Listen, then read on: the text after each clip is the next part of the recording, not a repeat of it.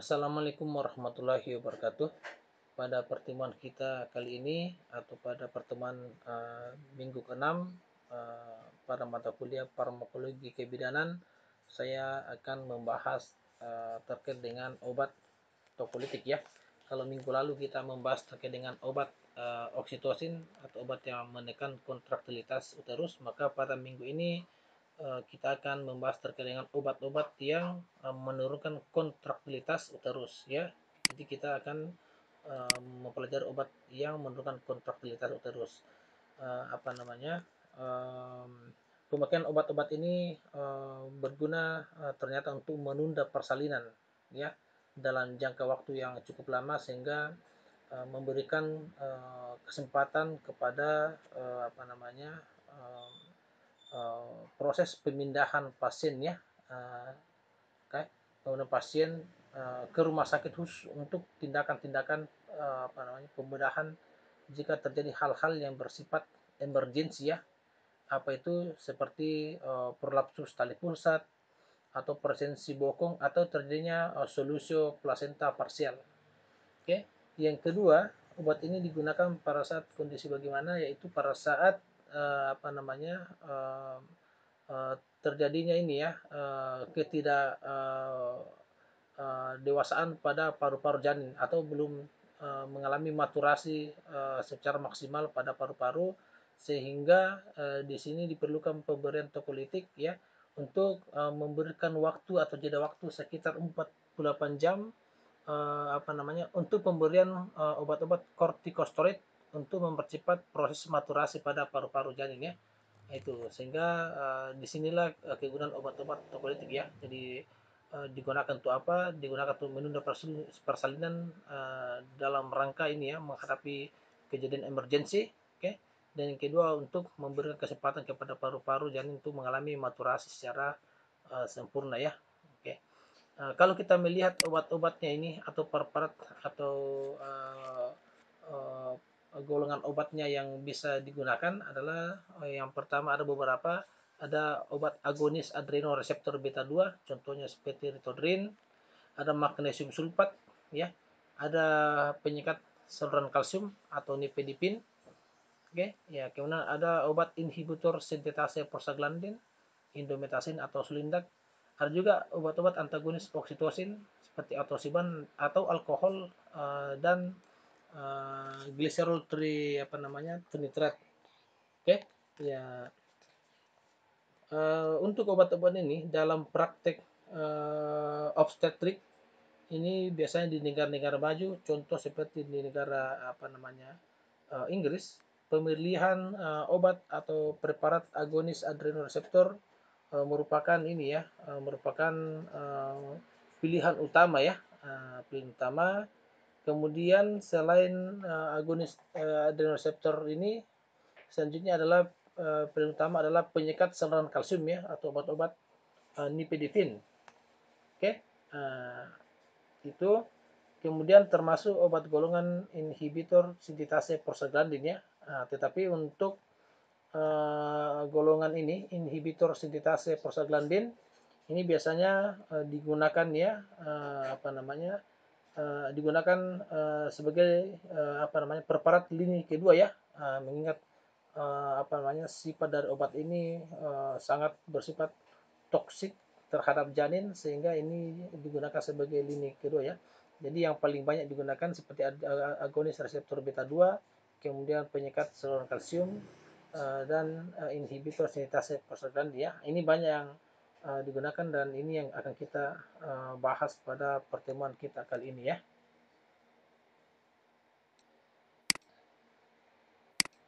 Oke, kita lanjut dulu pada preparat atau golongan agonis adrenoreseptor beta 2 ya. Contoh obatnya ada beberapa seperti obat tadi ritodrin salah satunya, kemudian ada terbutalin, ada salbutamol dan ada adrenalin. Oke, jadi obat-obat ini apa namanya dapat diberikan lewat penyuntikan secara intravena, kemudian intramuskular, bisa juga secara subkutan atau juga bisa melalui oral ya. Untuk ritodrin pemberian secara intravena, ini ritodrin ya, pemberian secara intravena akan memberikan hasil yang efektif dalam waktu tempo 5 menit setelah pemberian. Oke, ya itu. Tetapi untuk menghindar terjadinya udem pada paru-paru, maka obat ini harusnya biasanya dilakukan dalam larutan dextrosa 5% dengan volume yang minimal ya. Nah, ini. Ya kenapa tidak digunakan larutan NaCl atau garam fisiologis, karena tadi ini ya kita menghindari udem paru-paru ya. Nah, sehingga direkomendasi untuk menggunakan dextrosa 5% ya. Kemudian untuk preparat agonis reseptor beta 2 ini, misalnya seperti tadi ritodrin, kemudian salbutamol dan terbutalin, merupakan preparat yang kerjanya sangat efektif ya selama sekitar 4 jam. Karena itu obat ini harus diberikan setiap 4 jam sekali ya, 4 jam sekali, atau bahkan bisa lebih sering ya, 2 hingga 3 jam sekali. Ini apabila selama periode terlihat aktivitas uterus ya. Jadi ini tergantung pada aktivitas uterus. Jadi lama kerjanya itu 4 jam. Sehingga bisa pemberian bisa setiap 4 jam. Tetapi apabila terlihat aktivitas uterus yang meningkat, maka boleh saja ini obat ini diberikan malahan setiap 2 hingga 3 jam ya. Itu. Jadi bisa diberikan 2 atau 3 jam walaupun dia lama kerjanya sampai 4 jam. Dan yang perlu diperhatikan adalah obat-obat ini bisa melintasi plasenta ya, dan memasuki ASI, sehingga janin atau neonatus itu dapat mengalami efek samping yang yang tidak diharapkan ya. Ini walaupun sebenarnya obat-obat ini dieliminasi di hati dan ginjal, tetapi obat ini mempunyai kompleksitas waktu paru triasik yang ada pada obat ini, sehingga eliminasi tersebut dapat tertunda ya. Ini sehingga mesti dalam penggunaan obat ini betul-betul harus sesuai dengan rekomendasi sesuai dengan dosis yang direkomendasikan ya.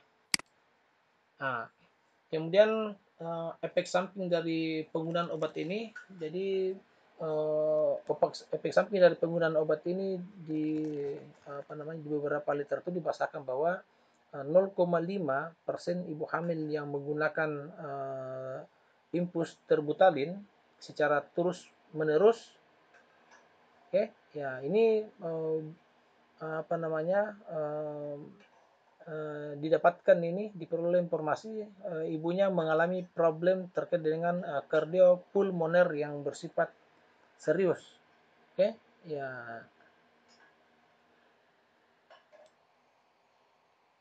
Jadi selain efek samping pada kardiopulmoner, rangsangan atau stimulus adrenoreseptor beta juga ternyata mempengaruhi beberapa sistem dan aktivitas dalam tubuh ya. Pertama seperti ini ya, sistem kardiovaskular. Jadi pada sistem kardiovaskular ini preparat adrenoreseptor beta 2 ini dapat menimbulkan vasodilatasi. Ya, vasodilatasi bagaimana? Yaitu dengan cara menghasilkan relaksasi pada otot polos vaskular dan menimbulkan dilatasi pembuluh darah. Efek inilah yang menyebabkan terjadinya penurunan tekanan darah diastol pada ibu dan janin ya. Itu sehingga perlu diperhatikan efek samping tersebut pada saat obat ini digunakan. Yang kedua, bahwa golongan atau preparat obat ini dapat mempengaruhi atau mengaktifasi sistem renin-angiotensin, sehingga dapat menyebabkan terjadi udem paru atau retensi pada cairan ya. Bagaimana bisa? Karena obat ini menstimulasi poros renin-angiotensin aldosteron.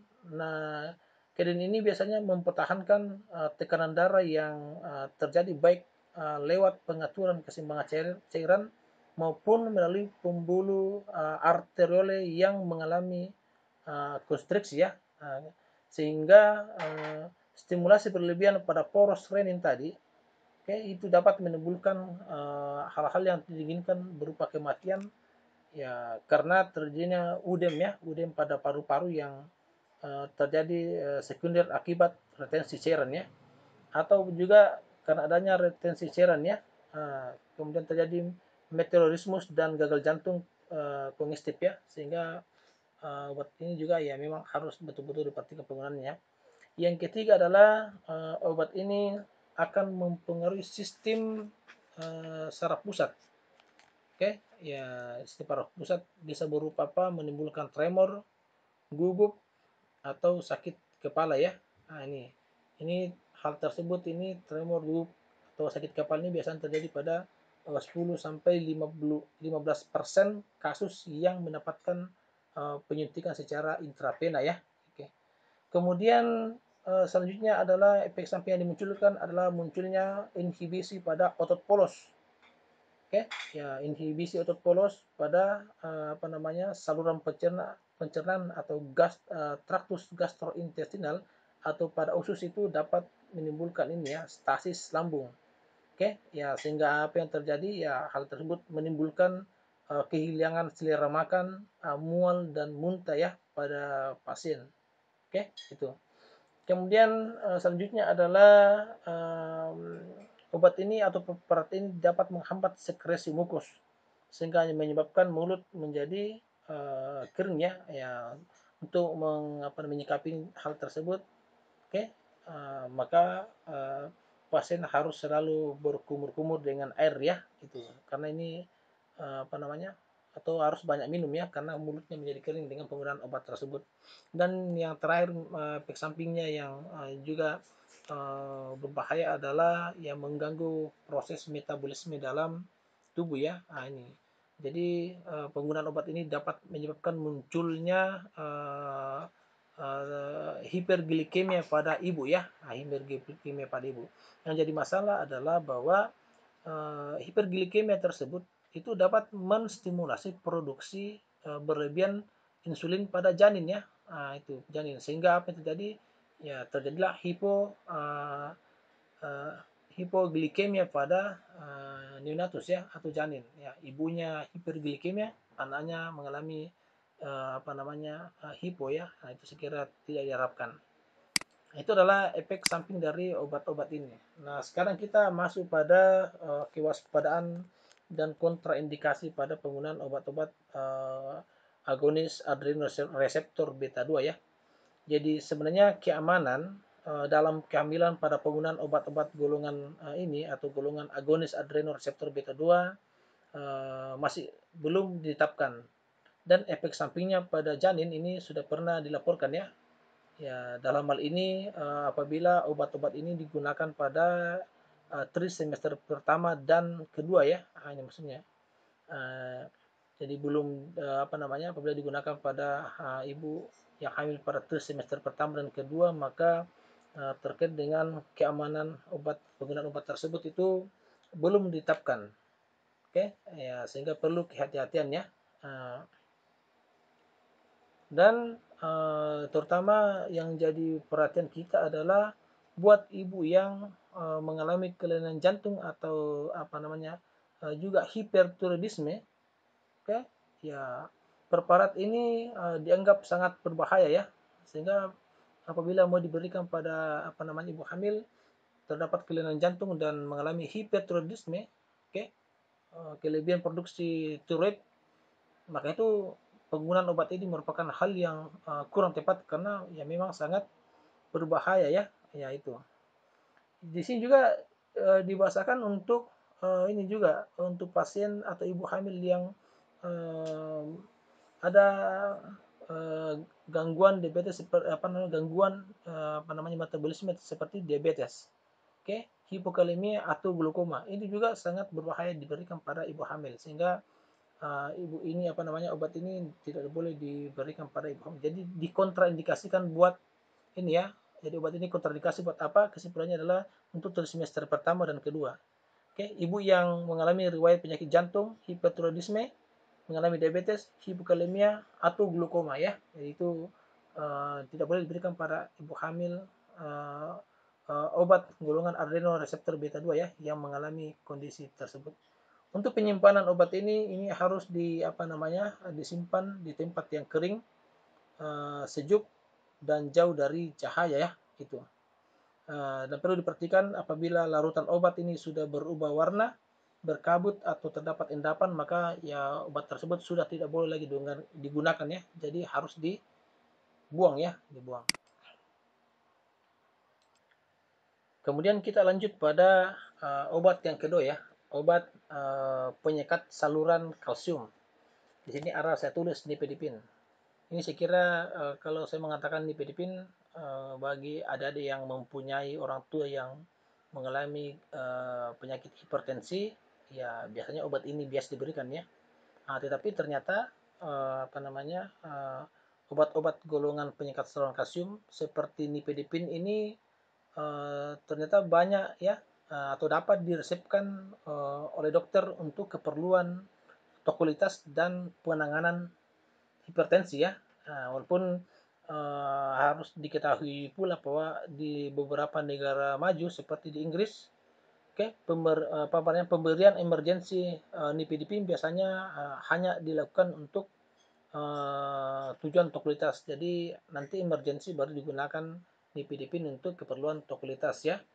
Pemakaian yang lama yang terkait dengan pengobatan hipertensi ya itu lebih banyak digunakan. Jadi di negara maju sebenarnya penggunaan nifedipin yang jangka waktu panjang ini biasanya digunakan untuk obat-obat atau menangani tekanan darah yang tinggi ya.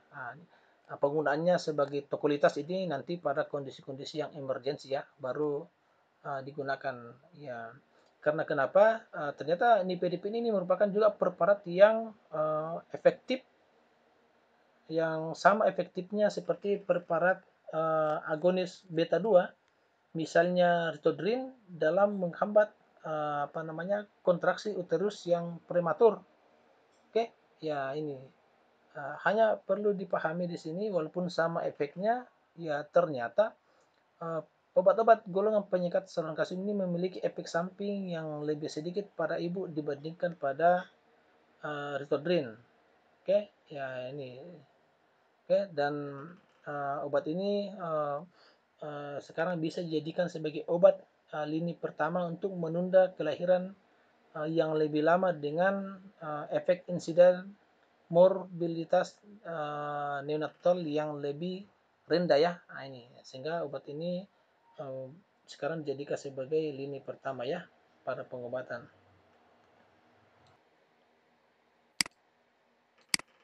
Kemudian saya lanjut terkait dengan bagaimana aktivitas obat nifedipin dalam tubuh ya. Jadi obat ini berbeda dengan obat tokolytik yang lainnya. Oke, jadi obat ini golongan penyekat atau penyekat saluran kalsium seperti nifedipin ini berbeda dengan obat tokolytik yang lainnya. Ini dominan atau pemberian dilakukan secara peroral ya. Oke, kalau tadi agonis adrenoreseptor beta 2 dominan diberikan secara intravena, intramuskular atau subkutan. Tetapi untuk nifedipin ini dia lebih direkomendasi diberikan secara oral ya. Nifedipin ini bekerja dalam waktu 30 sampai 60 menit setelah pemberian secara oral ya. Apakah diberikan secara dalam bentuk tablet atau kapsul, obat ini bisa ini ya bekerja dalam ya artinya sini onsetnya ya mulai kerja obat adalah 30 sampai 60 menit. Oke. Ya, hanya perlu diperhatikan di sini bahwa untuk obat-obat oral ini yang obat nifedipin yang diberikan dalam bentuk oral, dalam bentuk tablet atau kapsul, ini absorpsinya juga dipengaruhi oleh adanya makanan ya. Ya, apa pengaruh makanan? Ternyata apabila obat nifedipin ini diberikan dalam bentuk tablet, maka makanan akan meningkatkan absorpsinya. Tetapi apabila obat ini dibelikan dalam bentuk kapsul, maka makanan dapat menurunkan absorpsinya ya. Oke. Kemudian waktu paru dari obat nifedipin ini adalah sangat pendek ya, 1,2 sampai 3,8 jam. Oke, ya 8 jam. Dan ya perlu diperhatikan bahwa um, pada preparat nifedipin ya, yang standar memungkinkan terjadinya fluktuasi tekanan darah ya. Oke, fluktuasi tekanan darah. Ya, karena itu sebenarnya preparat jenis sustained release ini kini semakin sering digunakan ya dibandingkan penggunaan secara oral yang standar ya. Artinya uh, perbedaannya adalah kalau oral yang standar adalah obatnya langsung diabsorpsi atau terjadi disolusi sekaligus. Kalau sustained release ini proses uh, disolusinya itu terjadi secara perlahan-perlahan ya, atau absorpsinya, sehingga direkomendasi sekarang untuk menggunakan dalam bentuk sustained release. Oke, ya itu. Untuk metabolisme obat ini di metabolisme di hati, oke, di hati, dalam hati, sehingga perlu perhatian yang cermat, oke, atau termasuk dosisnya untuk penderita gangguan pada hati ya. Jadi pada pasien yang mengalami gangguan hati, karena obat ini di metabolisme di hati, maka perlu ada penyesuaian dosis ya, apakah dosisnya diturunkan atau obatnya diganti ya apabila pasiennya mengalami gangguan pada organ hati ya. Kita lihat bagaimana kerja dan efek samping yang ditimbulkan oleh obat-obat nifedipin. Oke, jadi saya langsung pada gambar supaya enak dilihat. Jadi preparat penyekat saluran kalsium ini namanya saya penyekat saluran kalsium, berarti menghambat masuknya kalsium atau perlintasan ion-ion kalsium ke dalam sel-sel otot, polos, dan otot jantung. Jadi nifedipin menghambat masuknya kalsium melewati membran sel. Ya, karena apabila kalsium ini masuk, maka kalsium ini akan mengaktifasi enzim, ya ada enzim myosin dan aktin, sehingga akan menyebabkan terjadi kontraksi. Ya sehingga obat-obat ini menghambat ya masuknya kalsium ke dalam melewati ini ya membran sel ya, sehingga tercapailah tujuan kita untuk mengurangi kontraksi pada uterus ya, itu ya. Kemudian yang perlu dipahami bahwa ternyata myometrium ini seperti halnya dengan otot polos lain, ini aktivitasnya ini sangat bergantung pada influx ion kalsium ya, untuk terjadinya kontraktilitas.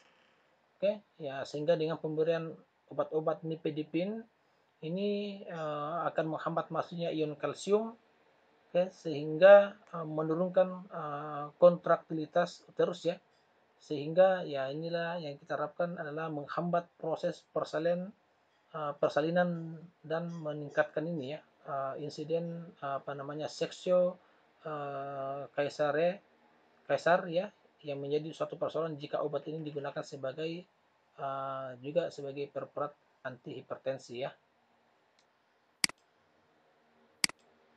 Oke, kita lanjut pada ini efek samping yang ditimbulkan oleh obat-obat golongan nifedipin ya. Jadi dapat menimbulkan hipotensi dan iskemia ya. Jadi preparat ini akan menimbulkan dilatasi pada ini ya arteriole ya, yang menyebabkan terjadi penurunan tekanan darah. Ya ketika tekanan darah menurun, kemudian frekuensi jantung meningkat, maka ini pasien dapat apa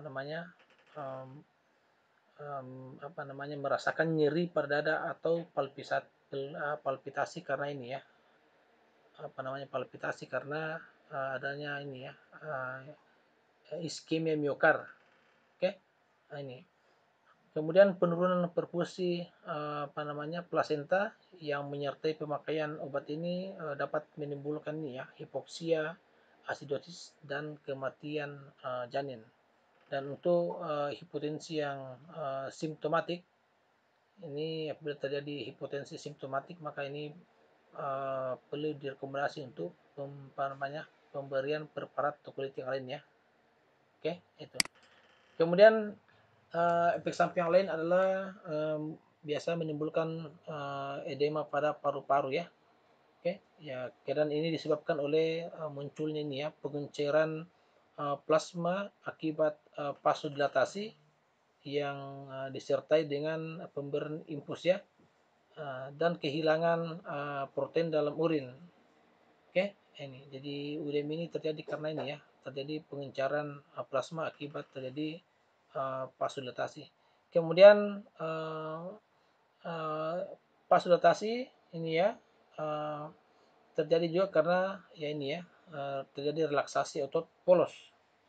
Oke, jadi perlu dipahami bahwa karena nifedipin ini bisa digunakan untuk menangani hipertensi, bisa juga digunakan untuk keperluan tokolitas. Maka apabila digunakan apakah untuk keperluan tokolitas atau untuk pengobatan hipertensi, maka ya tentu obat-obat nifedipin ini akan menurunkan tekanan darah. Ya tentu dengan menimbulkan relaksasi pada otot polos arteriol. Oke, ya sehingga ya muncullah vasodilatasi di seluruh tubuh ya itu.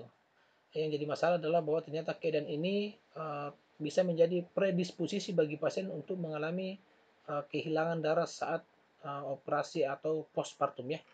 Kemudian efek samping yang lain adalah gangguan pada gastrointestinal tract ya, atau saluran gastrointestinal. Jadi nifedipin ini akan menimbulkan relaksasi otot polos ya, terutama pada usus sehingga menimbulkan efek mual, okay? Ya reflux, okay? Reflux gastrointestinal yang disertai biasanya dengan nyeri pada ulu hati ya. Nah, ini. Oke, ya. Oke, termasuk di sini bisa menimbulkan konstipasi ya. Konstipasi berarti menyebabkan ini ya, susah buang air besar ya, itu. Kemudian pada SSP, oke, ya. Jadi berbagai efek yang dilaporkan muncul efek samping pada sesar pusat itu berupa ini ya, meliputi keadaan depresi, kemudian ada juga insomnia, okay? Atau terjadi ini ya, agitasi. Okay? Kemudian efek yang lain adalah muncul hipersensitivitas.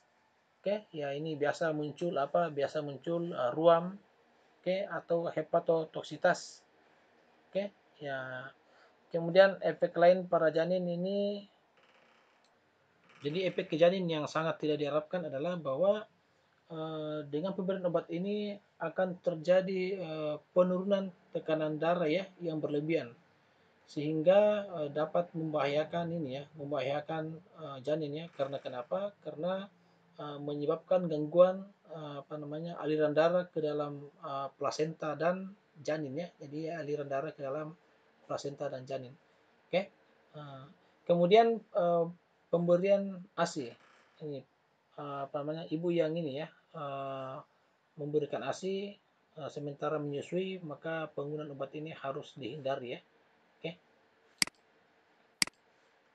Kemudian terkait dengan kewaspadaan dan kontraindikasi adalah bahwa penghentian mendadak pemberian obat-obat ini harus dihindari ya, karena dapat memicu munculnya ini ya, artinya infak miokard atau nyeri dada ya, termasuk palpasi ya. Nah, ini karena penghentian obat ini biasanya maka penghentian obat ini mesti dilakukan secara secara berangsur-angsur ya. Nah, kemudian terkait dengan interaksinya penggunaan obat-obat nifedipin ya bersama dengan obat antihipertensi lain itu sangat uh, diperhatikan, okay? Seperti obat-obat garam magnesium, okay? Antagonis reseptor alfa beta atau seperti labetalol, termasuk alkohol, ini mesti diperhatikan karena apabila digunakan secara bersama maka akan terjadi interaksi yang menimbulkan efek hipotensi yang sangat ini ya sangat berat. Oke, jadi malahan menyebabkan tekanan darah ibu menjadi drop ya, turun sama sekali, itu sangat berbahaya. Dan penggunaan obat-obat ini juga nifedipin ini bersamaan dengan mengkonsumsi jus grapefruit atau obat-obat erythromycin, simetidin dan anti jamur. Oke, ini ternyata dapat memperpanjang, memperlama tinggalnya obat nifedipin dalam tubuh ya, karena ternyata apabila digunakan nifedipin digunakan bersama dengan jus grapefruit ya, semacam ini jeruk bali yang asam, erythromycin, simetidin dan anti jamur, ternyata dapat menghambat kerja enzim-enzim hati yang menimbulkan ini ya eliminasi ya, sehingga apa yang terjadi ya menyebabkan dengan terhambatnya enzim-enzim ini untuk mengeliminasi nifedipin, sehingga kerja obat ini ya, atau obat nifedipin ini akan menjadi lama dalam tubuh dan menyebabkan kerja obat ini menjadi bertambah lama dan dapat menimbulkan hipotensi yang berat ya. Jadi di sini muncul efek akumulasi ya. Ya, jadi kita mengkonsumsi obat menyebabkan obat nifedipin menjadi panjang waktunya dalam tubuh sehingga bisa menyebabkan terjadi efek akumulasi dan bisa menimbulkan efek hipotensi yang berat. Oke, ya oke. Sekira demikian materi saya kali ini. Saya harap mahasiswa dapat memahaminya. Saya akhiri. Terima kasih banyak. Assalamualaikum warahmatullahi wabarakatuh.